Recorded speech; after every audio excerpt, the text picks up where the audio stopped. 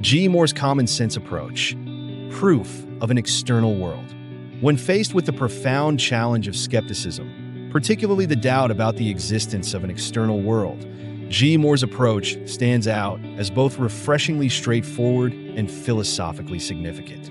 In his famous argument, Proof of an External World, Moore confronts the deep-seated skepticism that questions whether we can truly know that anything exists outside our minds. By doing so, Moore offers a direct and practical response to a problem that has perplexed philosophers for centuries. Moore's strategy is famously simple yet impactful. He begins by addressing the challenge posed by philosophers like Immanuel Kant, who suggested that proving the existence of external objects is a task fraught with difficulty and ultimately relies on faith or belief. Moore, however, argues that such proof is not only possible, but can be demonstrated in a very straightforward way. His famous example involves simply holding up his hands and saying, "Here is one hand followed by, and here is another." According to Moore, this act itself constitutes a proof of the existence of external objects, specifically his two hands.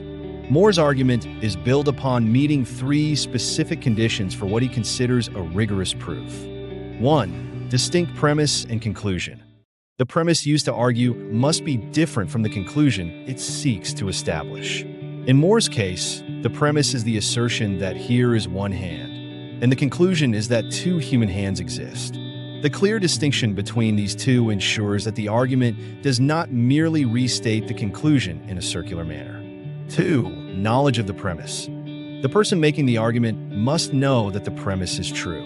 Moore claims that he knows he has hands, as he can see and feel them. This emphasis on knowledge, rather than mere belief, challenges us to consider what it means to know something and how we can be certain of our assertions. 3. Logical connection. The conclusion must logically follow from the premise. Moore argues that if he can demonstrate the existence of his hands, it logically follows that these hands are real, external objects. Despite the simplicity and clarity of Moore's argument, it has not gone unchallenged. Critics have pointed out that Moore's proof might leave some philosophers unsatisfied because it does not address deeper skeptical concerns, such as the possibility that he could be deceived by an evil genius or that his hands might be part of an elaborate illusion. These critics argue that Moore's proof presupposes the very thing that skepticism calls into question: the reliability of our sensory experiences. Moore acknowledges this dissatisfaction, but argues that the demand for further proof of his premises is misguided. He maintains that knowledge does not always require proof. It is possible to know something even if we cannot provide an unassailable proof for it. This position underscores a critical distinction in epistemology between knowing something and being able to prove it beyond all doubt. Moore's stance suggests that our everyday experiences and common sense can provide us with knowledge, even in the face of skeptical challenges. Moore famously argues that he knows certain things with certainty, such as the fact that he is standing there, even though he admits that he cannot prove something that is logically entailed by this fact, namely, that he is not merely dreaming that he is standing there. This stance is curious because it seems to imply a rejection, or at least a modification, of the closure principle, which we discussed earlier in the context of skepticism. The closure principle, to recall, asserts that if a person is justified in believing one proposition, and that proposition entails another, then the person is also justified in believing the second proposition. Applying this to Moore's situation, if Moore knows that he is standing there, it would follow, under the closure principle, that he must also know that he is not just dreaming that he is standing there. Yet, Moore explicitly acknowledges that while he knows he is standing there, he cannot prove that he is not merely dreaming. This acknowledgement raises an intriguing tension between Moore's confidence in what he knows and the philosophical demand for proof and consistency.